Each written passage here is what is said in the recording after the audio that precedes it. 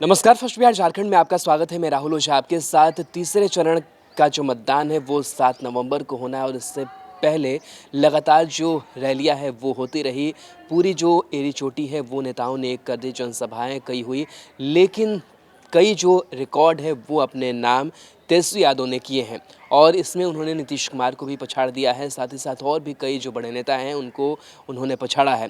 दरअसल हम बात कर रहे हैं तेजस्वी यादव की जो चुनावी रैलियां हुई वो किस तरीके से हुई, कितनी संख्या में हुई, कैसे कैसे किन जगहों पर हुई, उसका एक विश्लेषण करेंगे कि कैसे इन तमाम चीज़ों को लेकर के तेजस्वी यादव सबसे आगे निकलते हुए नजर आ रहे हैं। और तेजस्वी यादव ने पूरी ताकत भी झोंक रखी थी कि कैसे जो है वो इस चुनावी माहौल को जो है वो टाइट करना है। अगर एक नज़र डाले तो ये देखा जा रहा है कि 251 जो रैलियां है वो तेजस्वी यादव ने इससे पूरी चुनावी माहौल के दौरान की है।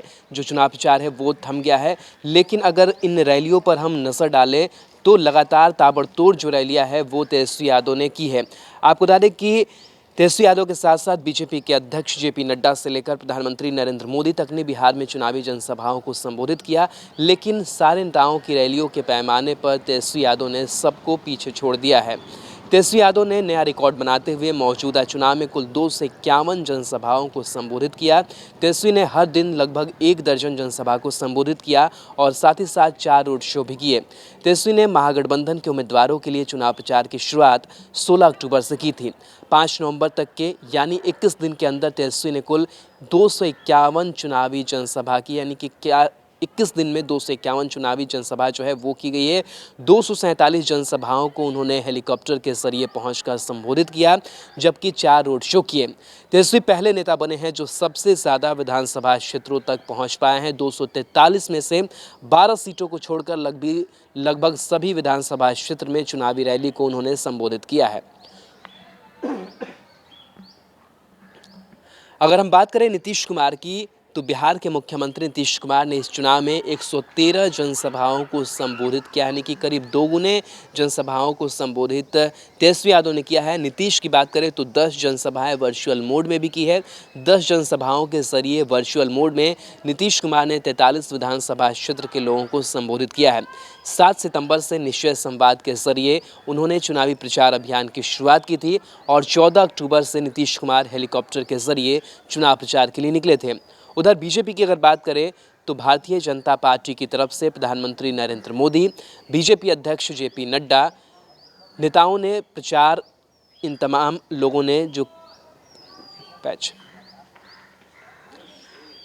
भारतीय जनता पार्टी की अगर बात करें तो बीजेपी की तरफ से प्रधानमंत्री नरेंद्र मोदी, बीजेपी अध्यक्ष जेपी नड्डा समेत कई नेताओं ने प्रचार की कमान संभाल रखी।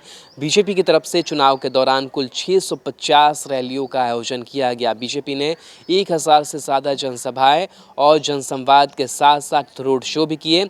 पार्टी के नेताओं को चुनाव प्रचार का जिम्मा दिया गया था। उन्होंने बिहार में एनडीए की जीत के लिए दिन रात एक कर दिया। पूर्व मुख्यमंत्री जीतन राम मांझी ने एनडीए के लिए कुल 14 जनसभाओं को संबोधित किया। उन्होंने 8 दिन के अंदर 2 दर्जन सभाएं की, जबकि एलजेपी अध्यक्ष चिराग पासवान ने 110 सभा को संबोधित किया। कई रोड शो किए। कांग्रेस की तरफ से राहुल गांधी ने 8 जनसभाओं को संबोधित किया और पार्टी के बाकी नेताओं ने भी कई रैलियां की। वहीं महागठबंधन से अलग जाकर चुनाव लड़ रहे उपेंद्र कुशवाहा ने कुल 147 जनसभाओं को संबोधित किया। भाकपा माले के महासचिव दीपंकर भट्टाचार्य ने 52 जनसभा के साथ 78 रोड शो भी किए, जबकि पप्पू यादव ने कुल 180 जनसभाओं को संबोधित किया। तो हम एक नज़र डाल रहे थे उन आंकड़ों पर कि किन नेताओं ने कितनी जनसभाओं को संबोधित किया है और कहीं ना कहीं सबसे आगे और ताबड़तोड़ रैलियां करने वाले में तेजस्वी यादव नजर आ रहा है। हालांकि इस रैलियों का फ़ायदा किस नेता को मिलेगा, किस पार्टी को मिलेगी, ये 10 तारीख को क्लियर हो जाएगा कि किसके सिर पर जीत का जो सेहरा है वो सस्ता है। जिसने जो मेहनत किया है उस मेहनत का जो परिणाम है वो क्या आता है और कैसे लोगों को रिझाने की जो कोशिश नेताओं ने की है उसका वो फ़ायदा उठा पाते हैं।